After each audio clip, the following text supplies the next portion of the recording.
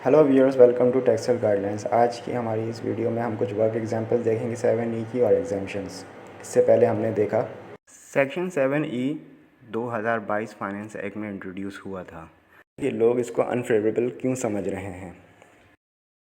Section 7E के तहत क्या क्या एग्जाम्पशंस हैं। सेक्शन 7E के मुताबिक अगर तो आपके पास एक कैपिटल एसेट है तो उस पर एग्जेम्प्टेड हैं आप, आपको टैक्स देने की ज़रूरत नहीं है 7E के मुताबिक।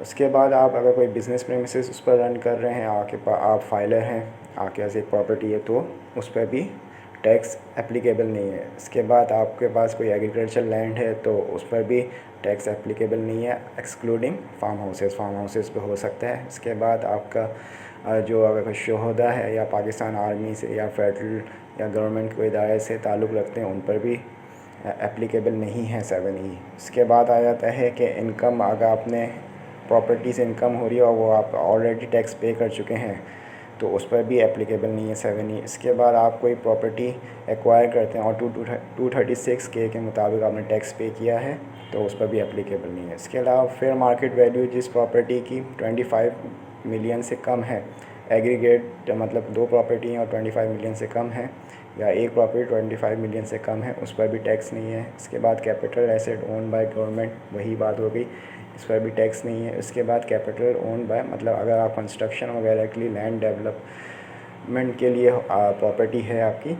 और आप DNF BP के साथ रजिस्टर्ड हैं तो उस पर भी बिल्डर्स के ऊपर टैक्स नहीं है 7E के मुताबिक। अब हम देख लेते हैं कुछ वर्क एग्जांपल्स ताकि आप लोग को और आसानी से नज़र आए कि 7E की कैसे कैलकुलेशन होती है। एग्जांपल नंबर 1, प्रॉपर्टी ओन्ड मतलब प्रॉपर्टी एक ओन की भी है और उसकी मार्केट वैल्यू है 30 मिलियन और डीम्ड इनकम उसकी बन रही है 1.5 मिलियन और टैक्स बन रहा है उस पर 3 लाख। तो इस पर आपको टैक्स देने की ज़रूरत नहीं है क्योंकि आपके पास एक ही प्रॉपर्टी है और 7E के मुताबिक ये एग्जेम्प्टेड है। अब एग्जांपल नंबर 2 देख लेते हैं। एग्जांपल नंबर 2 में है अगर कोई कमर्शियल प्रॉपर्टी आपने ओन की हुई है और उसकी मार्केट वैल्यू है 35 मिलियन तो उसकी डीम्ड इनकम 5% लगाने के बाद आती है 1.75 मिलियन और टैक्स पेबल आता है 20% लगाने के बाद 3,50,000। मगर इसमें आप जैसे कि देख रहे हैं कि ड्यूरिंग द ईयर ये टैक्स फाइलर है तो इस पर जो है एग्जेम्पशन है। जैसे कि मैंने आपको कहा था कि एग्जेम्पशंस में पिछले हमने अभी नोट्स में देखा कि अगर तो टैक्स फाइलर है ड्यूरिंग द ईयर और प्रॉपर्टी एक है तो उसको आप काउंट कर सकते हो एज अ एग्जेम्पशन। फिर इसके बाद एग्जांपल नंबर 3 है, आपके पास दो कैपिटल एसेट्स हैं, एक की मार्केट वैल्यू 20 मिलियन है, दूसरी की है 28 मिलियन, तो एग्रीगेट होकर 48 मिलियन बन जाती है। डीम इनकम उस पर 2.4 मिलियन की बनती है और टैक्स पेबल 4,80,000। मगर जैसे कि आप देख रहे हैं कि एक प्रॉपर्टी हम एग्जाम ले सकते हैं, एक्सक्लूडेड होती है, और दूसरी प्रॉपर्टी की जैसे कि मार्केट वैल्यू 20 मिलियन है तो वो भी काउंट नहीं होगी क्योंकि 25 मिलियन होना ज़रूरी है। तो इस तरीके से दोनों प्रॉपर्टीज़ आपकी जो है एग्जेम्प्टेड होगी 7E के टैक्स से।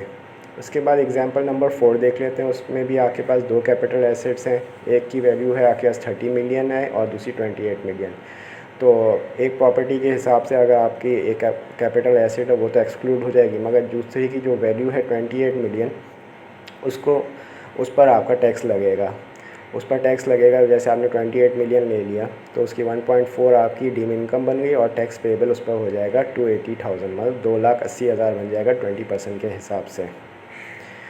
फिर इसके बाद एग्जांपल नंबर हम लोग देख लेते हैं 5। एग्जांपल नंबर 5 में है अगर तो आपने टैक्स ऑलरेडी पे किया हुआ है और आपके पास एक प्रॉपर्टी है तो उस पर आप एग्जेम्पशंस के हिसाब से आपको उस पर कोई टैक्स मज़ीद नहीं देना पड़ेगा 7E के मुताबिक।